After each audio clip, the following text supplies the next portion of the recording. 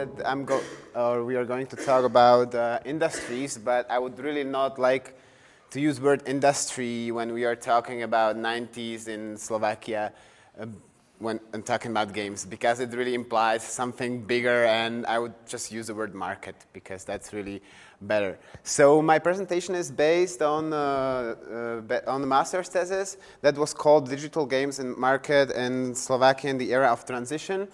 And I put up a provocative question just because it really seems that at the beginning the games were really expensive. Just a few words about the method.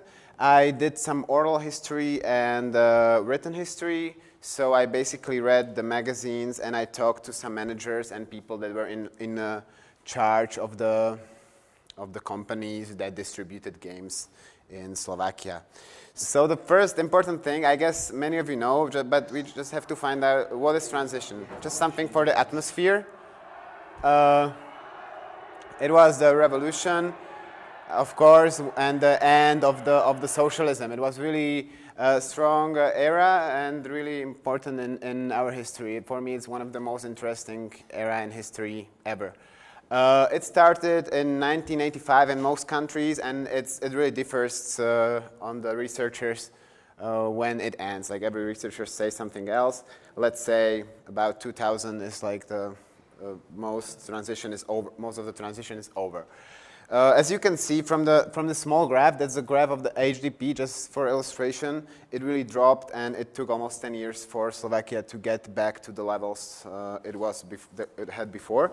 And one of the strongest conflicts that distinguished this era was the conflict about private ownership, because of course it was different before, and we will see some evidence of this later, and we will see how it influenced the thing, how people did think about the ownership.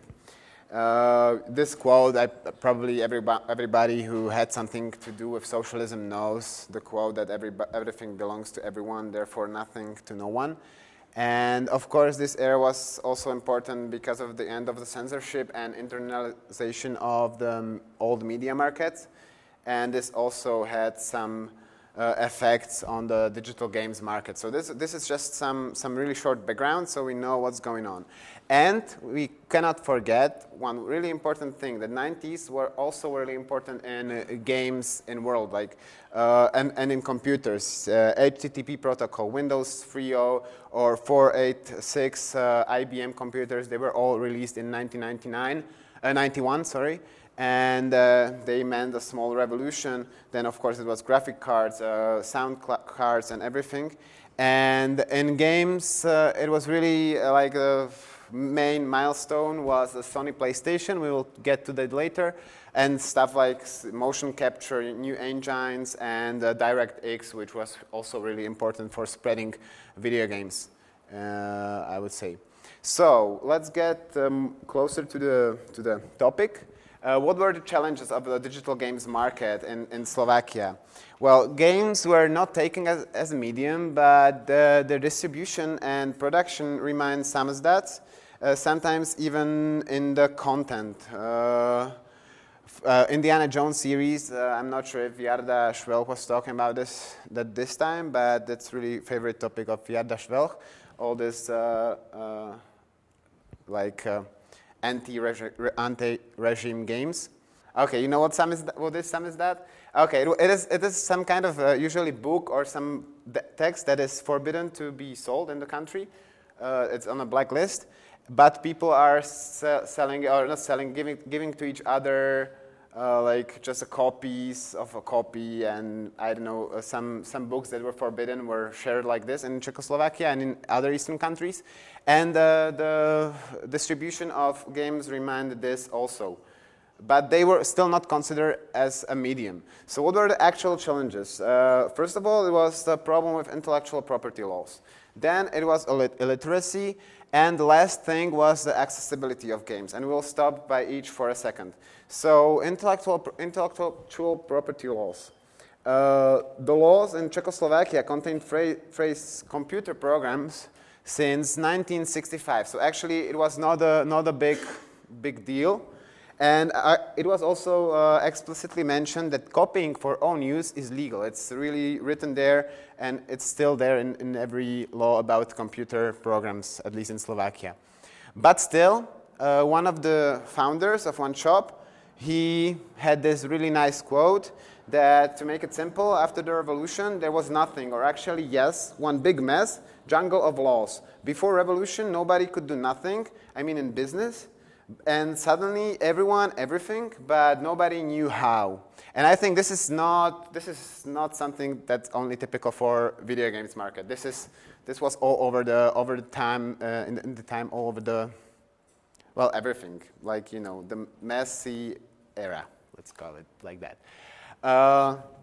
Second big problem was illiteracy. And there were like two types of this illiteracy. It was illiteracy about the laws we mentioned, because even though it was somehow clear, you could see that people had problems with that, and it was not only because of laws that were about ownership or stuff like this, but also business laws and stuff. And of course, illiteracy about games. And in this illiteracy, magazines played a major role of informing the people in Czechoslovakia, or in Slovakia also. They had really strong market here. In the best years and the later 90s, they sold like 300,000 to 700,000 per month. That means like the three biggest magazines altogether approximately sold 150,000 copies. That means like 1% of the population, which is really a good amount of people if you consider that games were not that popular in that time. They also brought bazaars or private ads. This was mostly at the beginning, where people could share the games and they could find some ways how to get to them. It was really controversial. We'll get to this, to it a little, and it brought a lot of chaos and misunderstandings. What is really important to mention, and what is a little bit forgotten maybe now, that they were all closely connected to the distribution houses. They were not only magazines. Every magazine that, like Bit, Ricky, Level, Score, and I think only Excalibur, or also Excalibur, I'm not sure, but I think it also started as a part of a house that also distributed the games, or at least protected the game designers. So if you designed a game, you could like license it through them. And free games, this is things that happened in the late 90s, and it really changed the accessibility and availability of the games. So, and the last problem was accessibility. One of the problems was, of course, the prices. There was great differences at the beginning between local and foreign games. For example, local games you could buy for 60 crowns or free games for 60 crowns. But if you wanted to buy a foreign game, it would be, I don't know, oh, we'll get to it. It will be really a much bigger amount. It's about 2,000 crowns. So, and the bigger problem about accessibility was the distribution. Because there was actually until 1993, until we split with Czech Republic, there was no official distributor of foreign games. And the first one to start was Ultrasoft, and he made some deal with British games company, Ocean, Domark, and Gremlin. And at the beginning of 1993, they started to offer the first foreign games, and they were really, really expensive. We'll get to this right now.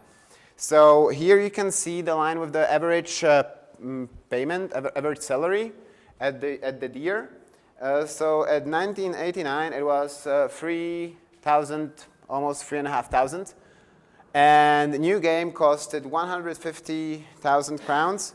Plus, you had to take a trip. So if you were in Bratislava, it was not that hard to get to Vienna. But if you lived more east, in Košice or somewhere, you probably would not, it would not be so easy to get a game. And I mentioned the year 1993, and this is like the first offer of the games from Ultrasoft. You can see that they are not so expensive, but I would like to point out that the first half of the line is I guess, 8 bits. and the second half is 16-bit. So you can see the prices that for the new computers they are really high, and they are still at like 1/3 or 1/4 of the average salary. Then in 1995 or 1996, a big revolution. PlayStation came. I will get to more details later. And approximate price for a new PlayStation game was about 2,000 crowns, or maybe a little bit less. It depends. The course of dollar and mark started to fall or rise, and like it was 30 crowns at the 1995, but in the later 90s it was almost 40 crowns. So it was almost one-fourth more expensive later. And in 1998, one really interesting thing happened. I have to stop here for a second and get to our friends in Poland. The CD Projekt, I think everybody heard about, was a company that originally distributed games, also like Ultrasoft. And they had a problem that, of course, the piracy was big and stuff. So they decided that they will make this one bet on Baldur's Gate, because it costed 150 crowns, and if you wanted to get 5 CDs pirated, one CD in those times costed 150. So they hoped that if it will cost only twice as much, and you will get this nice box and everything with it, that people will purchase it. And they licensed like 3,000 copies at first, but suddenly at the end, they sell like 20,000 copies of the game. So this was really the big bet, and without this, no GOG, no nothing. This was really, really important story in our region. So all these things led to piracy. What do you think in Slovakia? Well, actually, not that much. Slovakia was had the lowest piracy in the post-socialist countries, or from the countries in transition. Also, Czech Republic had 66%, but you can see in Balkans it was really crazy, and in Latin America also. So we were not that far actually from Western Europe. This is really interesting, and I would really like to know why, but it's really hard to find out the reasons. But what it led to, for sure, it led to chaos. And what I mentioned at the beginning, the bazaars and the personal ads, they offered many times like games that people just copied on one hand, but on the other hand, the magazines were like, okay, just buy original games and don't be fool. Help the people to make money. Well, so you can see that on one hand, the magazine wanted the readers to play the games, and on the other, they wanted to make money on distribution, and they wanted to stay legal, but also not persecute the people who were playing pirated games, because there were also customers and they just wanted them to read it. So from these 3 types of legality, let's say, legal, morally controversial, and black market, all of the magazines were against the black market, of course, that's logical. And it was really interesting how some of them deal with the morally controversial ones, like clubs and friend sharing. And of course, everybody was for legal. Yeah, that's okay. Buy the game and pay a lot of money for it. So when I was talking about the morally controversial, this is one really interesting short case. This was in the magazine Bit, and it's written there like it's something like a wanted sign in the Western. Like we are chasing pirates. And if you will help us to get a pirate, if you will give us some information, we will give you 1,000 crowns, which was pretty good amount of money in that time. So a lot of people get caught, and I have one really wonderful story, but I don't have time now to share it, about a guy who actually had some problems with laws because of this, and he distributed the games illegally and stuff, but it's not time for that now. But things started to change in the year 1994 or 1995. I call it a little Slovak Atari shock, because it was a little bit analogical to some other, so to Atari Shock you probably know. It was all connected to three things. First of them was the rise of 32-bit computers and games on them. This meant a really small earthquake in the Slovak market because Ultrasoft ended. The first company that really started, they were not able to like change their manners or something, so they didn't survive. Also, the first magazine, Bit, and of course, no more Slovak computers were produced. As you heard before, there were some 8 and 16 bits made in Czechoslovakia anymore. But new and more complex game rises, and of course, some of them were produced in Slovakia. And the important thing is rise of new magazines. Mentioned Score and Level.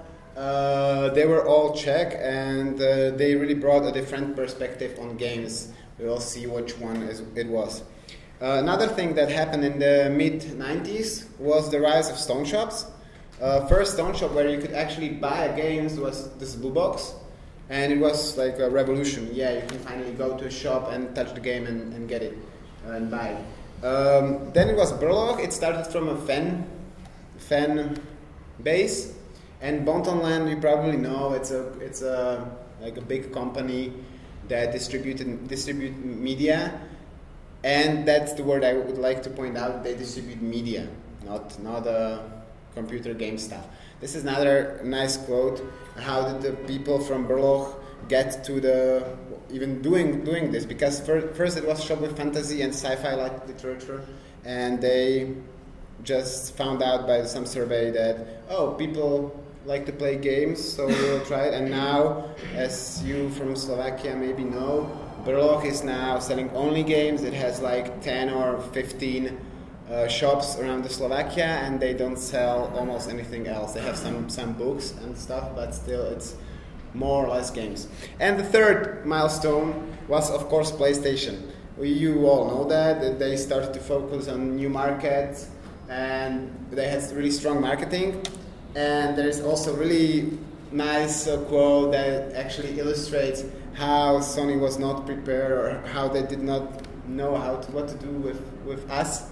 So they just found a guy who really didn't know anything, and they told him like, okay, you will be in the charge of this big new thing, and nobody really knew it's gonna be that big thing at the time. So, and his friend was like, oh, this is so cool, that's a new console, and he had to explain him all the details. And when we were talking about the strong marketing, there is one thing I really want to mention. I know we don't have so much time, but luckily we are only two. So I will show it to you because at least people from Slovakia will have some.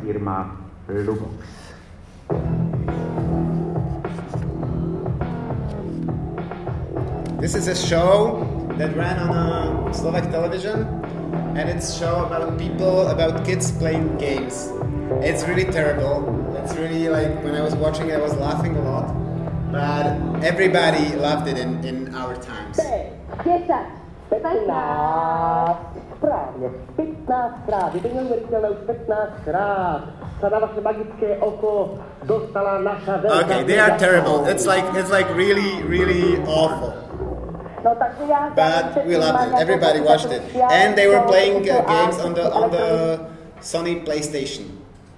And all this, this was like a whole state TV, so everybody could watch it, and this really led to a great change of discourse. And I already mentioned it, but I will point it out once more. Games were not medium anymore. They were not programs anymore, and they became a medium in the how people accepted it. So, and we have last one small plot twist. 90s started with free games and great access to games, mostly because of the clubs from the early era, and from all these channels that people had, and from the magazines where you could buy or get the games from free in a bazaar.